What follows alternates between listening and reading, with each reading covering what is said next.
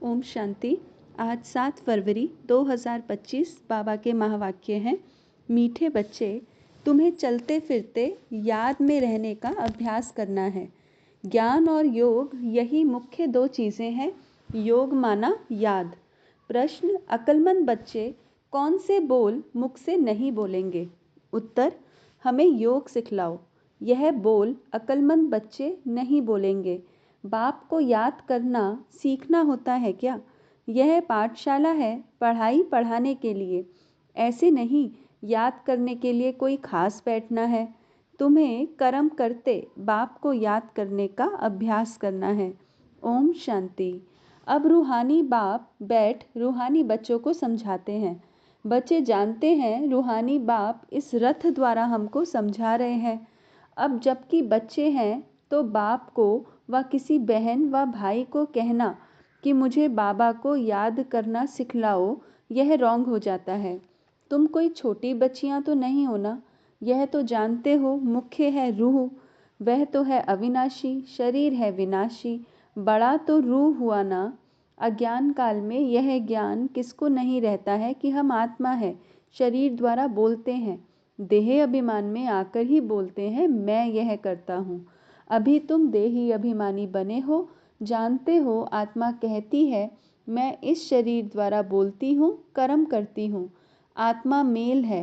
बाप समझाते हैं यह बोल बहुत करके सुने जाते हैं। कहते हैं हमको योग में बिठाओ।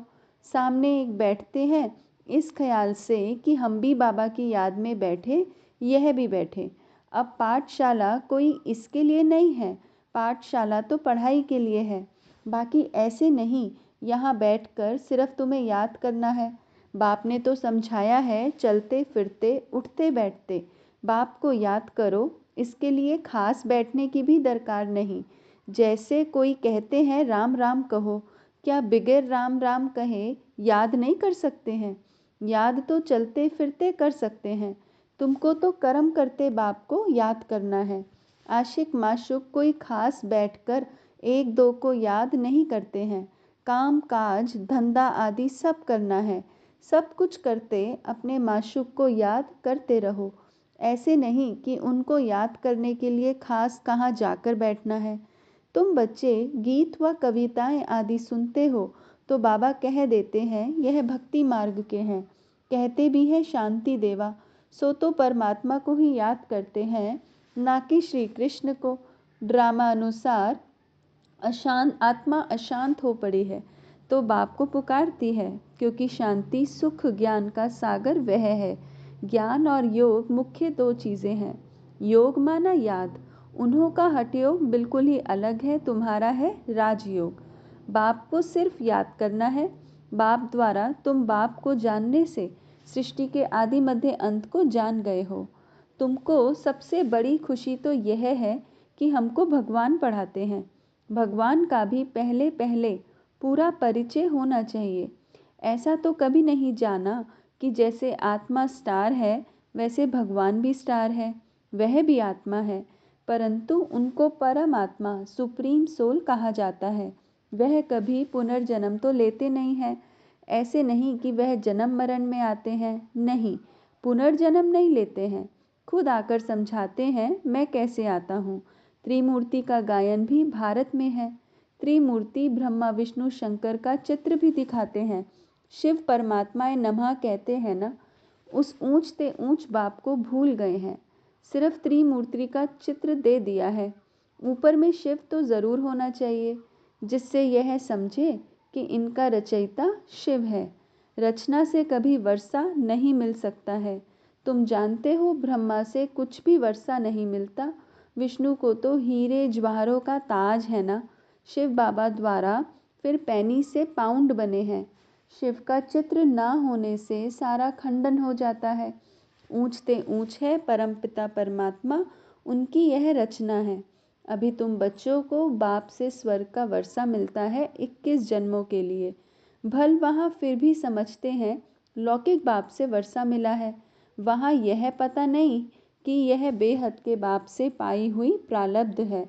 यह तुमको अभी पता है। अभी की कमाई वहाँ 21 जन्म चलती है।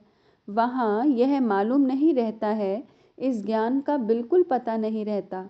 यह ज्ञान ना देवताओं में है ना शूद्रों में रहता है, यह ज्ञान है ही तुम ब्राह्मणों में। यह है रूहानी ज्ञान। स्पिरिचुअल का अर्थ भी नहीं जानते हैं। डॉक्टर ऑफ फिलॉसफी कहते हैं, डॉक्टर ऑफ स्पिरिचुअल नॉलेज एक ही बाप है। बाप को सर्जन भी कहा जाता है ना। साधु सन्यासी आदि कोई सर्जन थोड़े ही हैं। वेद शास्त्र आदि पढ़ने वालों को डॉक्टर थोड़ी कहेंगे, भल टाइटल दे भी देते हैं, परंतु वास्तव में रूहानी सर्जन है एक बाप जो रूह को इंजेक्शन लगाते हैं। वह है भक्ति। उनको कहना चाहिए डॉक्टर ऑफ भक्ति अथवा शास्त्रों का ज्ञान देते हैं। उनसे फ़ायदा कुछ भी नहीं होता, नीचे गिरते ही जाते हैं, तो उनको डॉक्टर कैसे कहेंगे? डॉक्टर तो फ़ायदा पहुंचाते हैं ना। यह बाप तो है अविनाशी ज्ञान सर्जन। योग बल से तुम एवर हेल्दी बनते हो, यह तो तुम बच्चे ही जानते हो, बाहर वाले क्या जाने। उनको अविनाशी सर्जन कहा जाता है।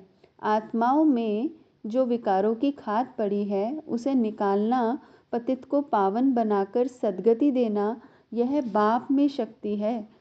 ऑलमाइटी पतित पावन एक फादर है। ऑलमाइटी कोई मनुष्य को नहीं कह सकते हैं। तो बाप कौन सी शक्ति दिखाते हैं? सर्व को अपनी शक्ति से सद्गति दे देते हैं। उनको कहेंगे doctor of spiritual knowledge, doctor of philosophy. यह तो ढेर के ढेर मनुष्य हैं, स्पिरिचुअल डॉक्टर एक है। तो अब बाप कहते हैं अपने को आत्मा समझ, मुझ बाप को याद करो और पवित्र बनो। मैं आया ही हूँ पवित्र दुनिया स्थापन करने, फिर तुम पतित क्यों बनते हो? पावन बनो, पतित मत बनो। सभी आत्माओं को बाप का डायरेक्शन है, गृहस्थ व्यवहार में रहते कमल फूल समान पवित्र रहो। बाल ब्रह्मचारी बनो तो फिर पवित्र दुनिया के मालिक बन जाएंगे। इतने जन्म जो पाप किए हैं, अब मुझे याद करने से पाप भस्म हो जाएंगे। मूल वतन में पवित्र आत्माएं ही रहती हैं, पतित कोई जा नहीं सकते हैं। बुद्धि में यह तो याद रखना ही है, बाबा हमको पढ़ाते हैं। स्टूडेंट ऐसे कहेंगे क्या कि हमको टीचर की याद सिखलाओ? याद सिखलाने की क्या दरकार है? यहाँ माना संदली पर कोई ना बैठे तो भी हर्जा नहीं है, अपने बाप को याद करना है। तुम सारा दिन धंधे धोरी आदि में रहते हो तो भूल जाते हो, इसलिए यहाँ बिठाया जाता है। यह 10-15 मिनट भी याद करे। तुम बच्चों को तो काम काज करते याद में रहने की आदत डालनी है। आधा कल्प बाद माशुक मिलता है। अब कहते हैं मुझे याद करो तो तुम्हारी आत्मा से खाद निकल जाएगी और तुम विश्व के मालिक बन जाएंगे। तो क्यों नहीं याद करना चाहिए? स्त्री का जब हथियाला बांधते हैं तो उनको कहते हैं पति तुम्हारा गुरु ईश्वर सब कुछ है, परंतु वह तो फिर भी मित्र संबंधी गुरु आदि बहुतों को याद करती है। वह तो देहधारी की याद हो गई। यह तो पतियों का पति है, उनको याद करना है। कोई कहते हैं हमको निष्ठा में बिठाओ, परंतु उससे क्या होगा? 10 मिनट यहाँ बैठते हैं तो भी ऐसे मत समझो कि कोई एक रस हो बैठते हैं। भक्ति मार्ग में किसकी पूजा करने बैठते हैं तो बुद्धि बहुत भटकती रहती है। नौधा भक्ति करने वालों को यही तात लगी रहती है कि हमको साक्षात्कार हो। वह आश लगाकर बैठे रहते हैं, एक की लगन में लवलीन हो जाते हैं, तब साक्षात्कार होता है। उनको कहा जाता है नौधा भक्त। वह भक्ति ऐसी है जैसे आशिक माशुक खाते पीते बुद्धि में याद रहती है। उनमें विकार की बात नहीं होती, शरीर पर प्यार हो जाता है, एक दो को देखने बिगर रह नहीं सकते। अब तुम बच्चों को बाप ने समझाया है, तुम मुझे याद करने से तुम्हारे विक्रम विनाश होंगे। कैसे तुमने 84 जन्म लिए हैं? बीज को याद करने से सारा झाड़ याद आ जाता है। यह वैरायटी धर्मों का झाड़ है ना। यह सिर्फ तुम्हारी बुद्धि में ही है कि भारत गोल्डन एज में था, अब आयरन एज में है। यह अंग्रेजी अक्षर अच्छे हैं, इनका अर्थ अच्छा निकलता है। आत्मा सच्चा सोना होती है, फिर उनमें खाद पड़ती है, अभी बिल्कुल झूठी हो गई है। इनको कहा जाता है आयरन एजेड। आत्माएं आयरन एजेड होने से जेवर भी ऐसा हो गया है। अभी बाप कहते हैं, मैं पतित पावन हूँ, मामेकम याद करो। तुम मुझे बुलाते हो, हे पतित पावन आओ, मैं कल्प कल्प आकर तुमको यह युक्ति बतलाता हूँ। मनमना भव, मध्याजी भव, अर्थात स्वर्ग के मालिक बनो। कोई कहते हैं हमको योग में बहुत मज़ा आता है, ज्ञान में इतना मज़ा नहीं, बस योग करके यह भागेंगे, योग ही अच्छा लगता है। कहते हैं हमको तो शांति चाहिए।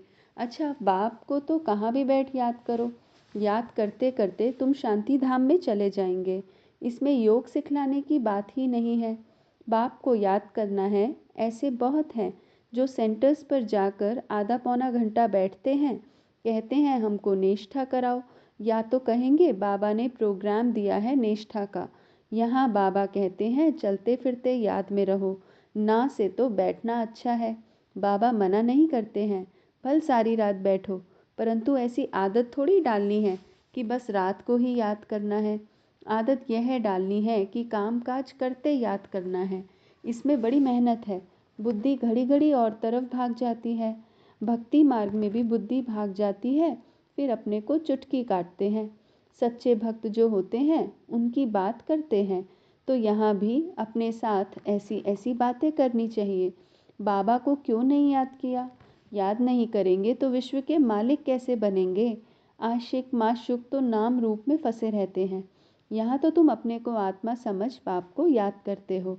हम आत्मा इस शरीर से अलग हैं, शरीर में आने से कर्म करना होता है।